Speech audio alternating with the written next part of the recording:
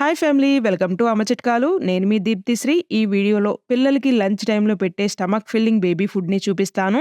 పిల్లలకి దొందులున్న, పిల్లలు వయసుకు తగ్గ బరువు లేకున్నా ఈ రెసిపీని వారానికి 2 సార్లు పెట్టండి.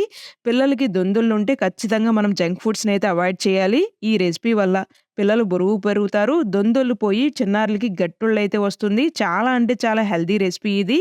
మీ పిల్లలు తక్కువ బరువు ఉంటే ఖచ్చితంగా ఈ రెసిపీని పెట్టండి. 10 నెలల పిల్లల నుండి 2 సంవత్సరాల పిల్లల వరకు ఈ రెసిపీని పెట్టుకోవచ్చు. మధ్యాహ్నం సమయంలోనే ఈ రెసిపీని పెట్టండి. పిల్లలు ఆరోగ్యపరంగా హెల్తీ వేలో బరువుని పెంచే మరికొన్ని మంచి మంచి రెసిపీస్ వీడియోస్ కావాలి అంటే ఈ వీడియోని లైక్ చేయండి. ఈ వీడియోకి వచ్చిన లైక్స్‌ని బట్టి నేను ఇలాంటి వీడియోస్ మరికొన్ని అయితే పోస్ట్ చేస్తాను.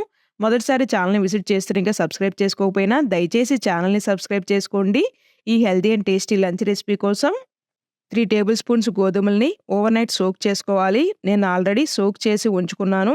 రెసిపీ చేసే ముందు నానబెట్టుకున్న గోధుమల్ని శుభ్రంగా కడిగి జార్‌లో వేసుకొని 100 ml వరకు నీళ్లను పోసుకొని గ్రైండ్ చేసుకోవాలి.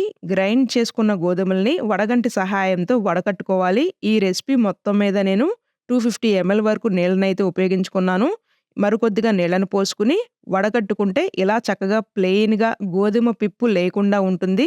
వీటిని ఒక గిన్నెలో పోసుకొని లో ఫ్లేమ్‌లో ఖచ్చితంగా మధ్య మధ్యలో తిప్పుకుంటూ 5-7 మినిట్స్ పాటు కుక్ చేసుకోవాలి.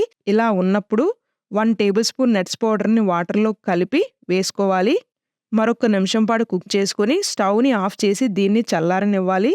పిల్లలకి జలుబు, దగ్గు లేకుంటే పిల్లలకి పెట్టే ముందు అరటిపండుని మెత్తగా మెదిపింది ప్యూరీ లాంటిది వేసుకుని బాగా కలుపుకొని చిన్నారులకైతే పెట్టండి. ఈ వీడియో మీ అందరికి ఉపయోగపడుతుంది అని అయితే ఆశిస్తున్నాను. వీడియో నచ్చినట్లయితే please do like, share and subscribe.